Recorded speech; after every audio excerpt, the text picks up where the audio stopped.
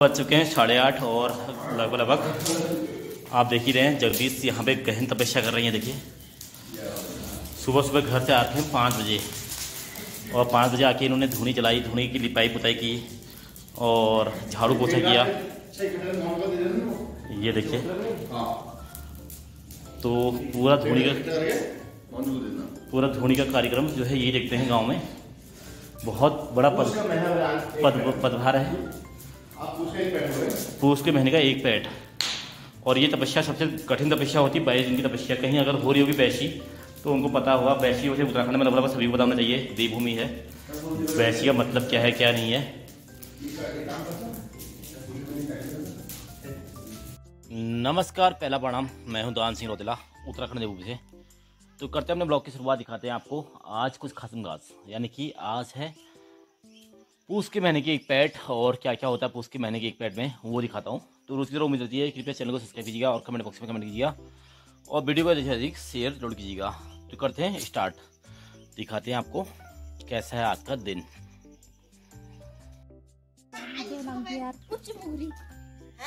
आज छको ये पैठ हो वो दुर्गीदा ब्याह दूध ले आनी शिवदा गाँव थी। तो ये देखिए भानु सीधे बिस्तर से उठी और इसको कड़ाके की धूप मिल गई है इसके बरामदे में ही। ये देखिए धूप में चाय का मजा ले रही है। मोदांशो ये देखिए ऐसे मजे भी किसके होते हैं। ये है नहा धो के आगे हैं। तो आज एक पैठ हो पा पूछे बहनों हो अब धूनी जलाएंगे आज। हाँ तो यह है शिटू बाकली। तो आज पूस के महीने का एक पैठ और आप देख ही रहे हैं धूनी जला दी है हमने सुबह सुबह। और पुजारी बहुत दूर से आ गए हैं। ये पुजारी वही बनता है जो 22 दिन की तपस्या करता है पूरी। और इन्होंने 22 दिन की तपस्या थी वो की थी जेठ के महीने में, यानी कि मई 15 से जून 15 के बीच में।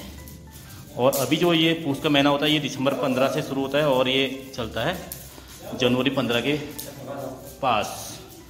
तो यह है पूस के महीने की तपस्या, सबसे कठिन तपस्या होती है। अब इस साल तो कोई बैठा नहीं है, अब अगले साल उम्मीद करते हैं कि कोई पूस के महीने में किसी तपस्या पूरी करेगा। जय हो। तो इस प्रकार जो है इनड़ पूरे घर घर से आते हैं गांव में, सभी घर से लगभग आ जाते हैं और वही इनड़ यहाँ पे जलते हैं। तो ये है धूनी जलने का कार्यक्रम। तत्वाणी दिन हाँ तत्वाणी दिन लगा लियो। 13 जनवरी के आसपास तत्वाणी आती है। ये भाबर जामो। तो हमारी जो ये है नींद धुनी और यहाँ पे जो ये धुनी है ये है धर्मों की धुनी, धर्मिया। और सूरदा भी आ गए हैं यहाँ पे। जो बैशी करके जिन्होंने वो ड्रेस में आते हैं, मतलब ड्रेस फिक्स होती है। नीचे से तो धोती पहनी है, ऊपर से फिर बिना कॉलर वाला पहना होता है। जैसे कि ये पहन के ड्रेस देखिए ये होती है यहाँ के जिन्होंने तपस्या करके उनकी ड्रेस होती है। ये ड्रेस स्पेशली बनती हैं 22 दिन की तपस्या के बाद। आप इस धूनी पे लग सकते हो और धूनी के सारे कार्यक्रम कर सकते हो। दिया जलाना, बत्ती जलाना, जो भी है ये चीज़ें होती हैं।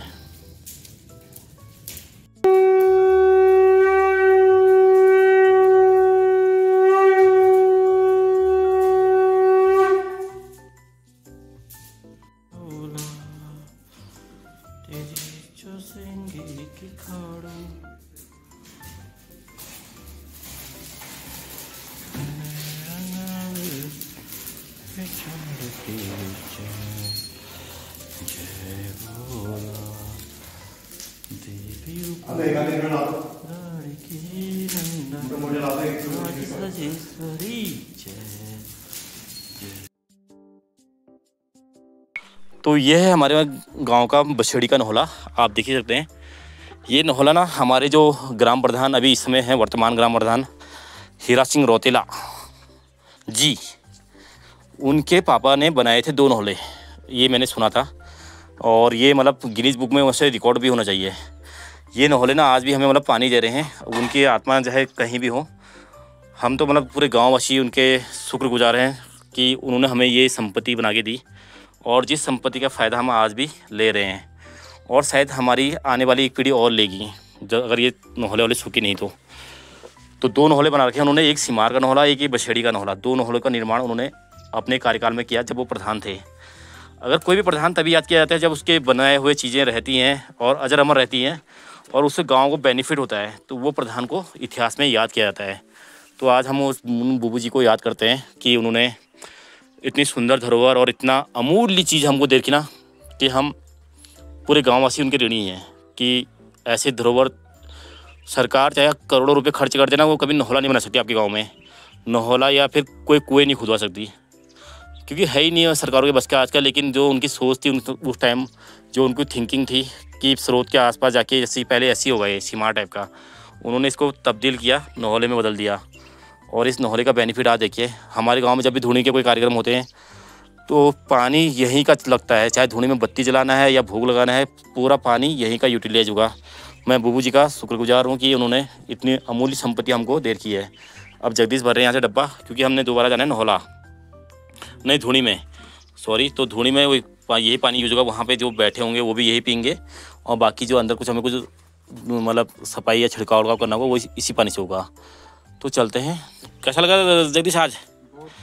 तो पूछ महीना ये पेड़ छो आज पूस का महीना, मतलब ये सब पूस का महीना इसलिए कहा था कि ये 15 दिसंबर से लेके जब 15 जनवरी तक ना सबसे कड़ाके की ठंड होती है, तब इसको पूस का महीना भी कहा जाता है। और पूस की एक रात मुंशी प्रेमचंद्र की कहानी थी शायद, तो इसी पर आधारित थी वो कि सबसे कड़ाके की ठंड होती है पूस में, तब उन्होंने इसका व्याख्यान कहीं पर किया था। पूस की एक रात करके कहानी लिख दी थी उन्होंने पूरे इस पर।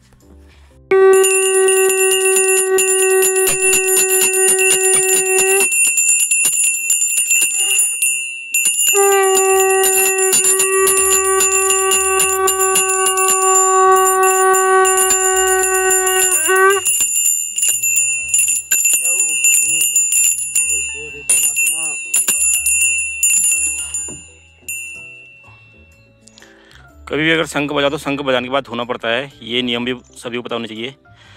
शंख को धो के रखना पड़ता है, तो ये सारे नियम जो है पता होने चाहिए हर किसी को। देवभूमि उत्तराखंड के हम नागरिक हैं, तो हमें सारे रीति रिवाजों का मतलब अच्छे से पालन करना आना चाहिए। तो ये चीज़ें हैं। तो यहाँ पे हमारी अब पूजा पाठ यहाँ पे समाप्त होते हुए अब हम धूनी की ओर फिर वापस जाएंगे।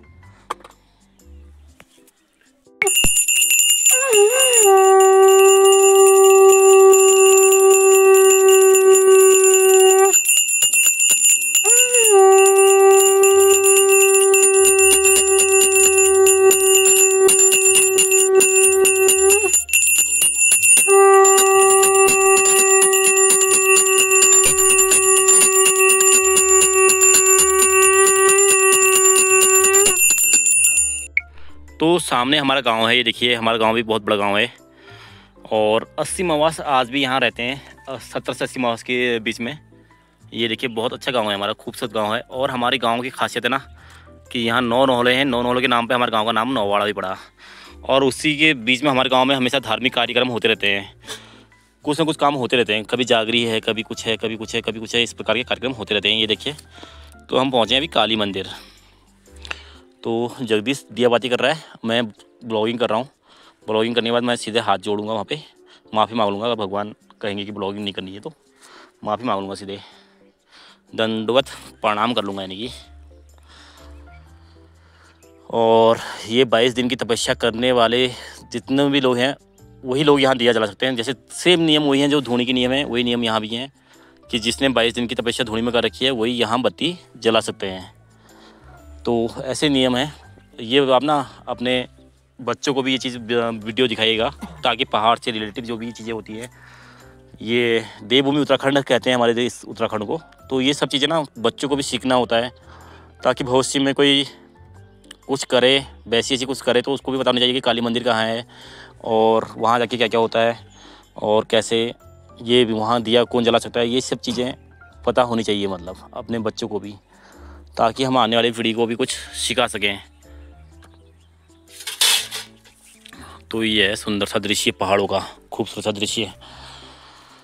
इस बार बैसी की थी मैंने भी, मतलब मई जून के महीने में। तो बैसी करने के बाद एक पॉजिटिव एनर्जी आती है, सकारात्मक ऊर्जा कहते हैं जिसे, वो आती है। तो यह है गांव का काली मंदिर।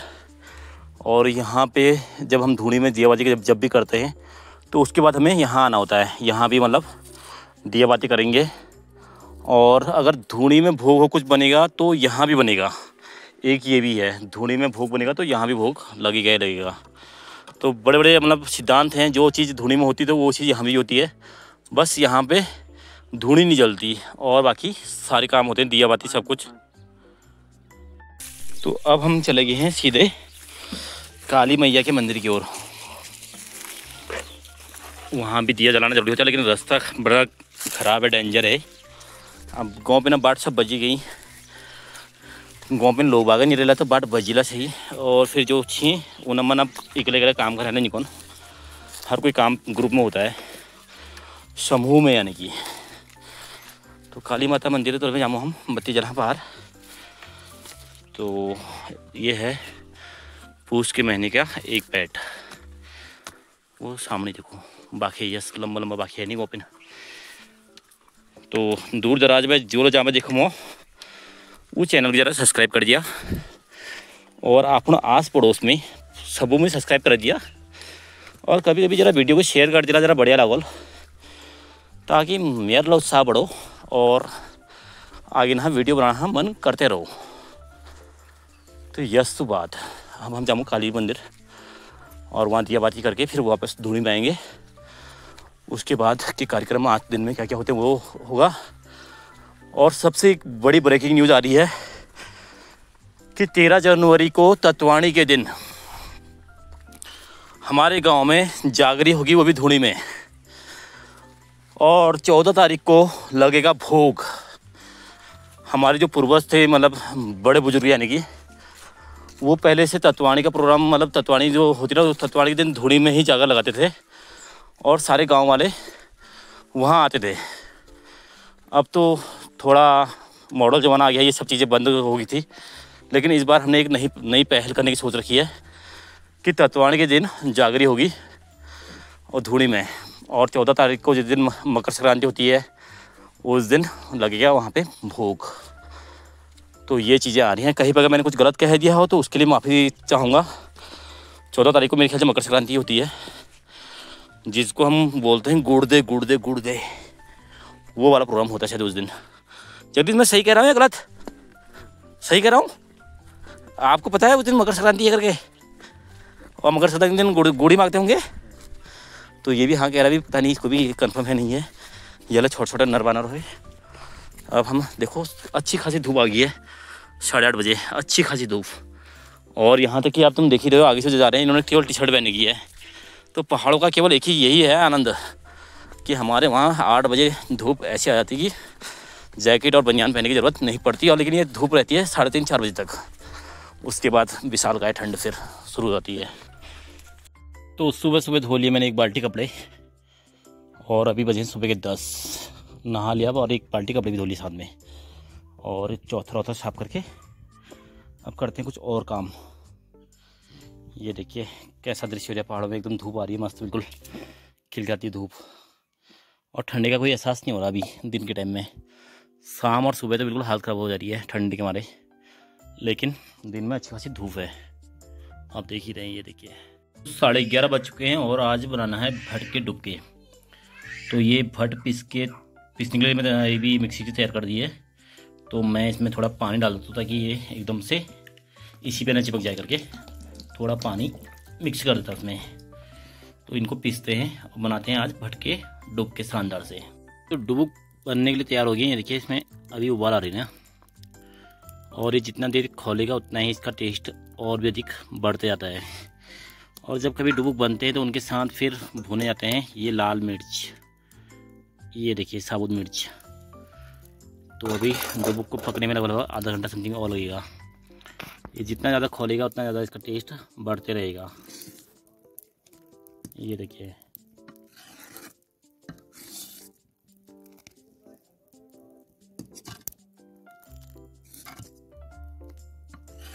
तो अभी तो बहुत डार्क हो रहा है, इसमें पानी डालना पड़ेगा। ये है पानी पड़ेगा इसके ऊपर। और